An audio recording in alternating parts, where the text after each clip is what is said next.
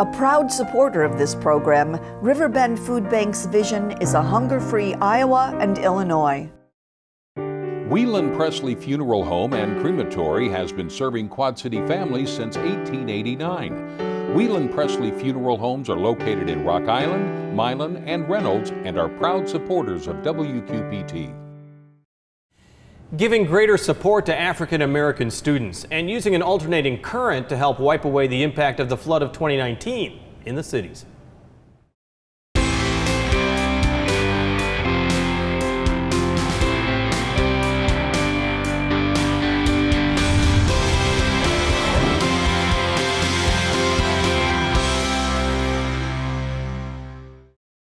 Statistics can be eye-opening. For African American students in the Quad Cities, kindergarten readiness is 53%.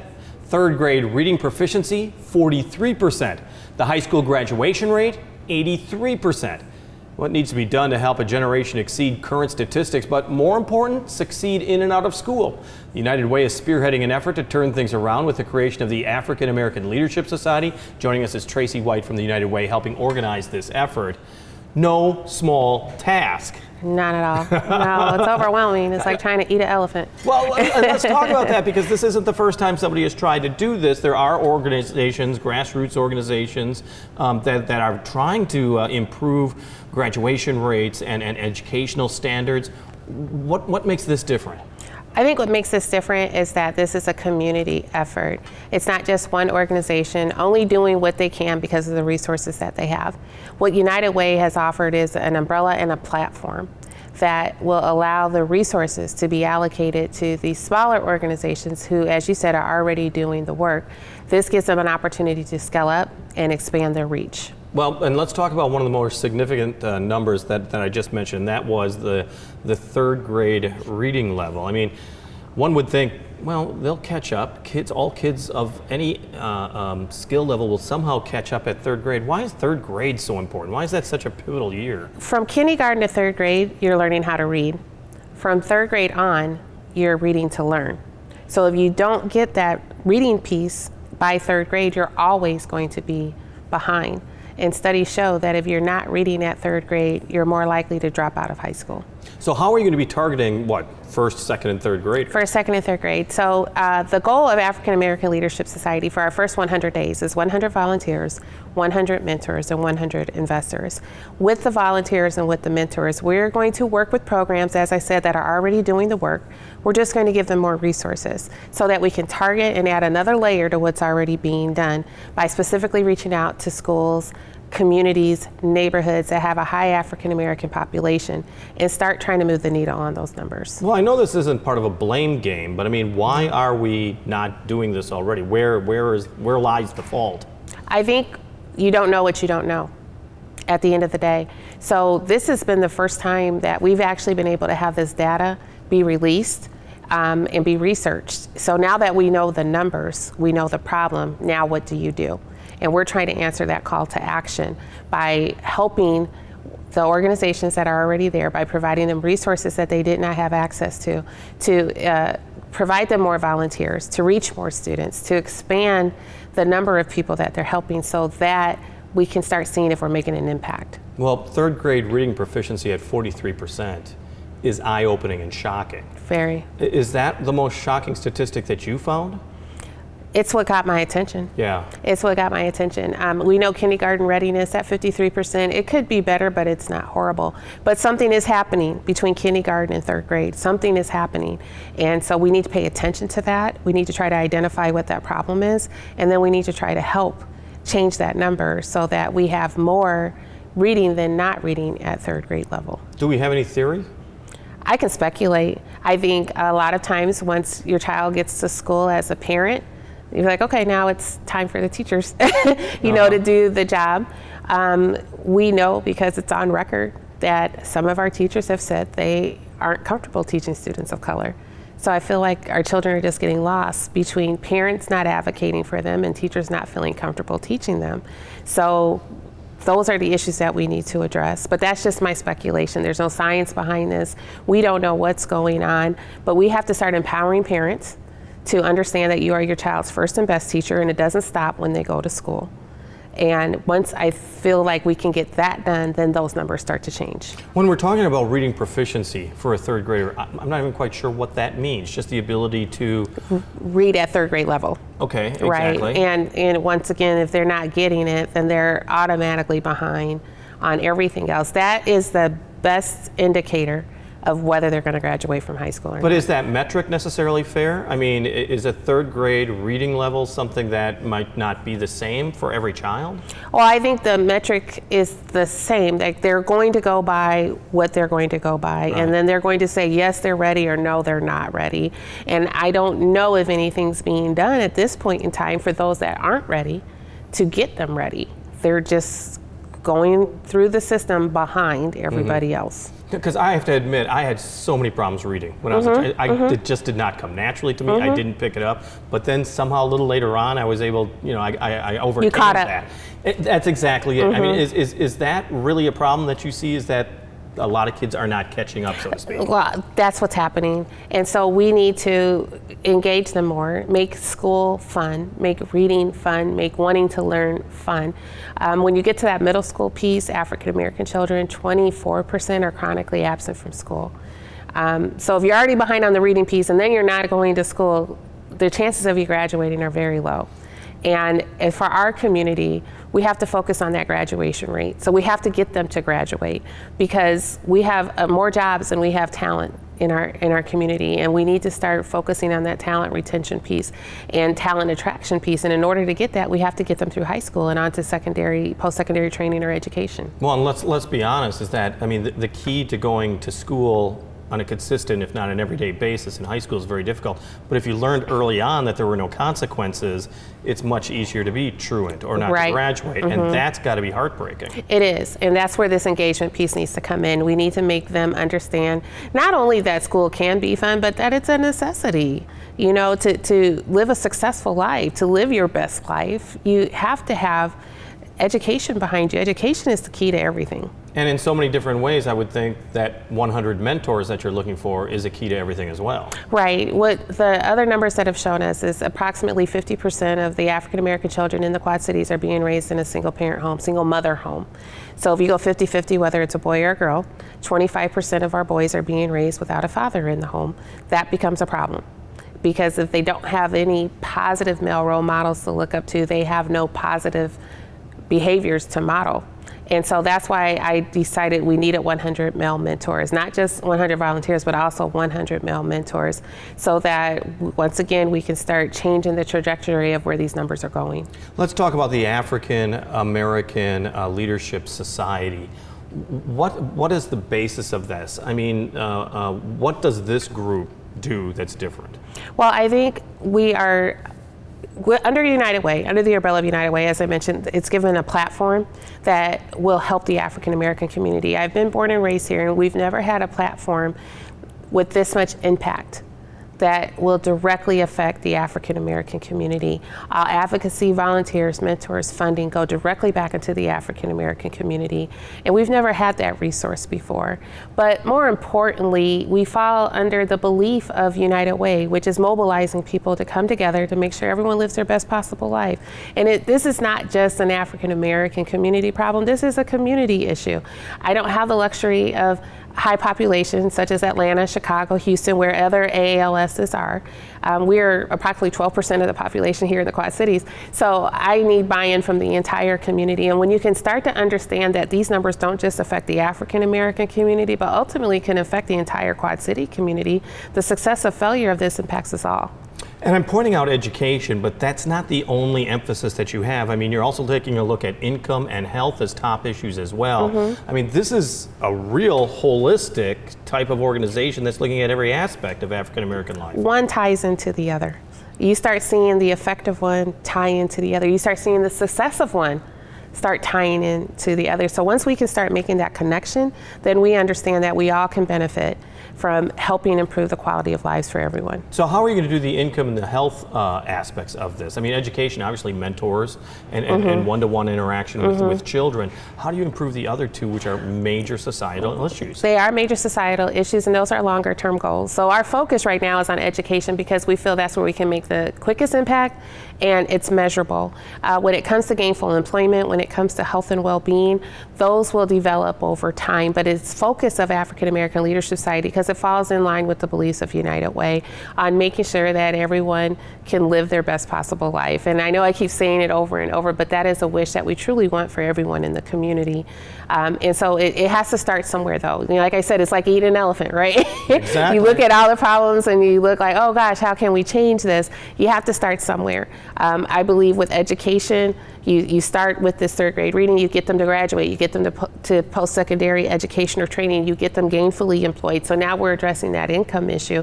When you're gainfully employed, you're not worried, you're not stressed. So now that's where the health and the mental well-being comes in. So one ties directly into the other, and we have to start somewhere. You say you need leaders, you need volunteers, you need mentors. How does somebody get involved? Where do they go? UnitedWay.org, UnitedWayQC.org, and there is a link for African American Leadership Society.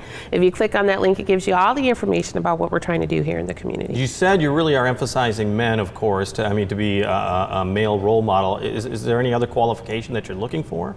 No, just care. You have to care. You have to want the conditions to change.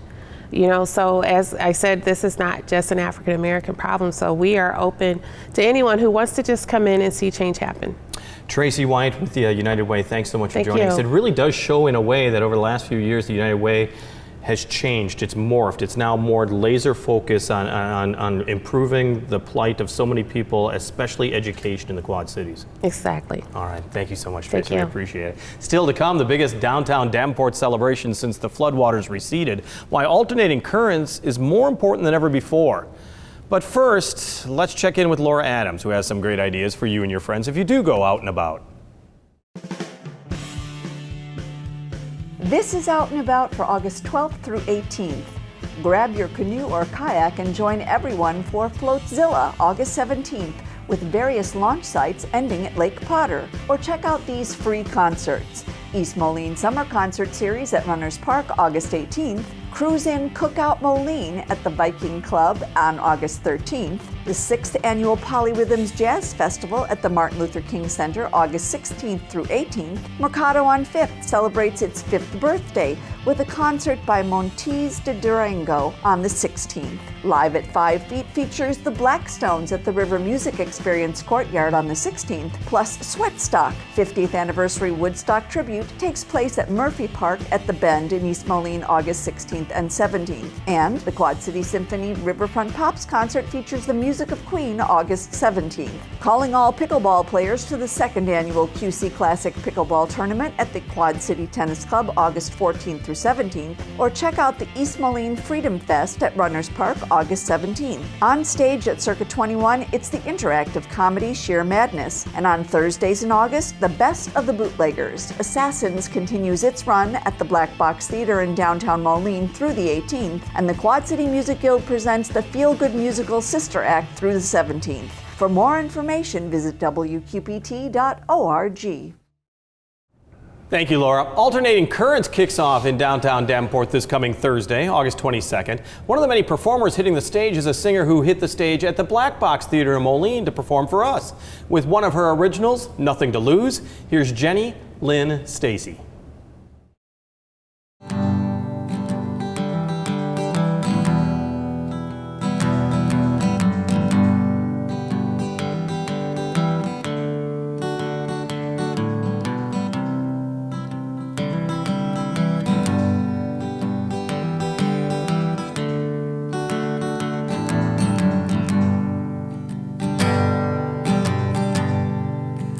Where are you going?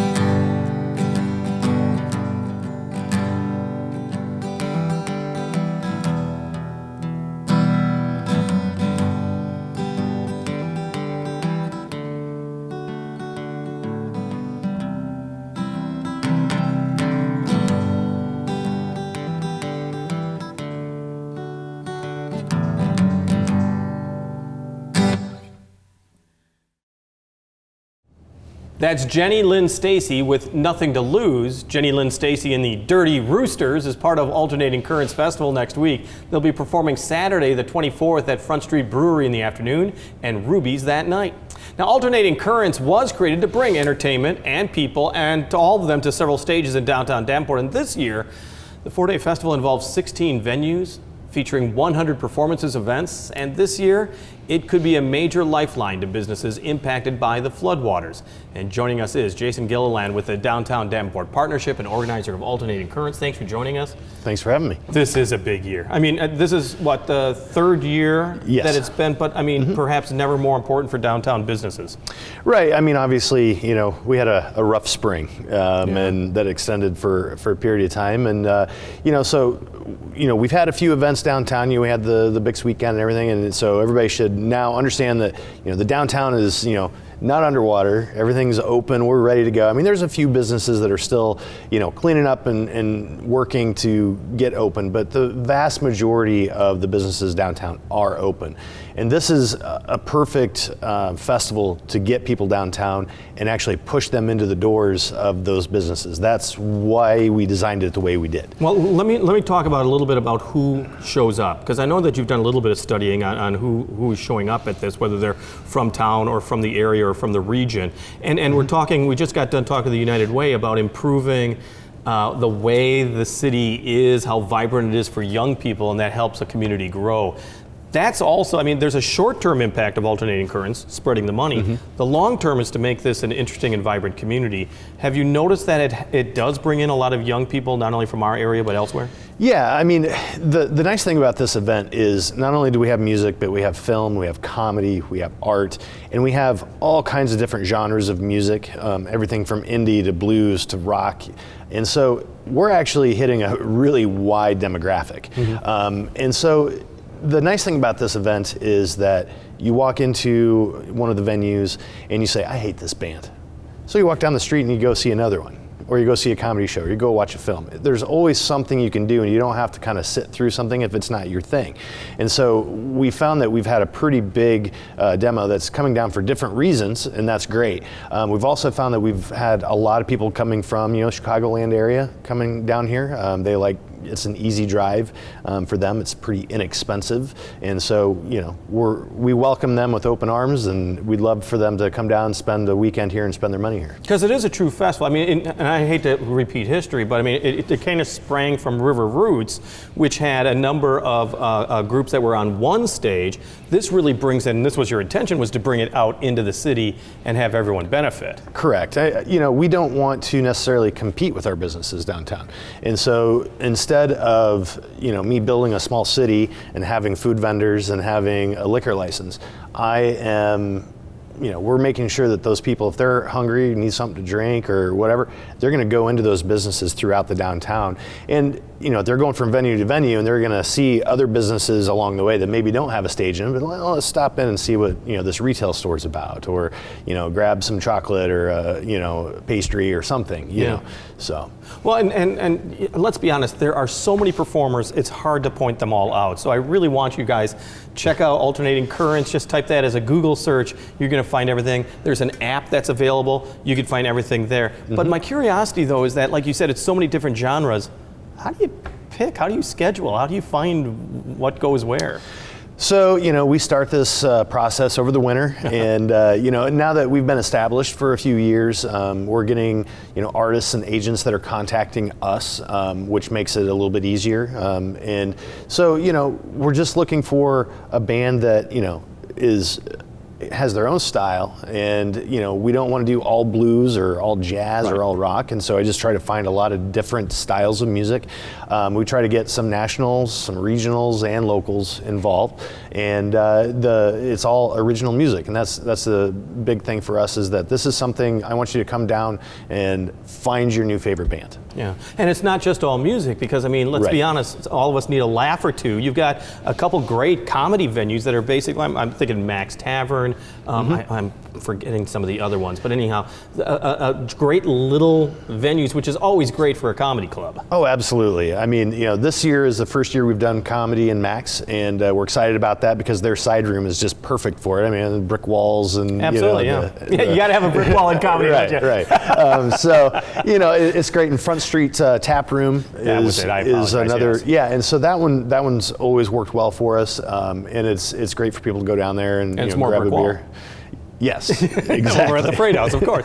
And also, I like also that the Figgy is embracing this in a very visual way as well, with movies and also basically a film festival. Yes, we have a few different kind of festivals within the festival. Yeah, that's what's great. And so we have a lot of independent films that are coming in, and we have a team that we have people submit. And they watch all these movies, and they are the ones who are picking which ones are going to be screened. We have awards, trophies, and some cash money that we do award to those films. And so it's something that is growing. The first year we really had to go out there and kind of say, hey, send us your films. Right. This year we had success breeds success. Right. We've had 300 films submitted this year. So let's be, because I'm looking at it from one point of view. Let's take a look at it from another point of view, and I'm talking about how great it is to come visit and experience all this. But what a great opportunity for the artisans, the film lovers, the actual artists of the community, actually to live their best life by being a part of this. Right, and we love the fact that we're able to include so much of the local talent, and that local talent is across every one of these aspects, whether it's music, film, comedy, art. And a lot of people don't necessarily realize that we have so much artistic talent here in the Quad Cities. This is a great way for us to show that off. And we're talking about highbrow things when we're talking about music and art, but we also have wrestling, drag show going on, and of course also tying in the scaling of the building over as the a money, edge, yes. over the edge as a money raiser. So it's a little bit of everything for everybody, right? Correct. I mean, we encourage people that if they want to be a part of Alternating Currents and they have an idea for something that they think would go well, get in touch with us. We love more content. If it's something that's going to be cool, fun, and you want to be able to manage that a little bit, we'll put you in there and do the marketing with it. And it's a good weekend because we're going to bring thousands of people downtown. Well, it's a small enough event because it's just getting started, but it's a big enough event that it's having a huge impact. Correct. Yes. Jason Gilliland from the Downtown Davenport Partnership, organizer of Alternating Currents. Thanks so much for joining us. We appreciate it. Thank It's going to be a great weekend. And once again, Alternating Currents features music, film, comedy, art at 16 venues featuring 100 performances and events. A weekend pass is $20, but several downtown Davenport events, of course, are free. Check out all the details at alternatingcurrentsqc.com or download the Alternating Currents app. It's on Google Play or the Apple App Store. On the air, on the radio, on the web, and on your mobile device. Thanks for taking some time to join us as we talk about the issues on the cities.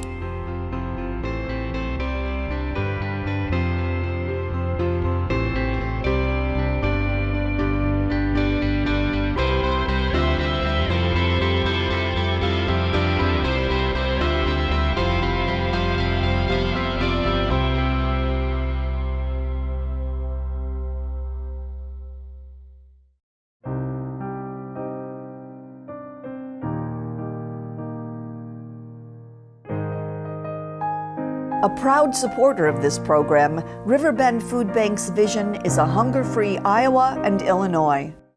Whelan Presley Funeral Home and Crematory has been serving Quad City families since 1889. Whelan Presley Funeral Homes are located in Rock Island, Milan, and Reynolds and are proud supporters of WQPT.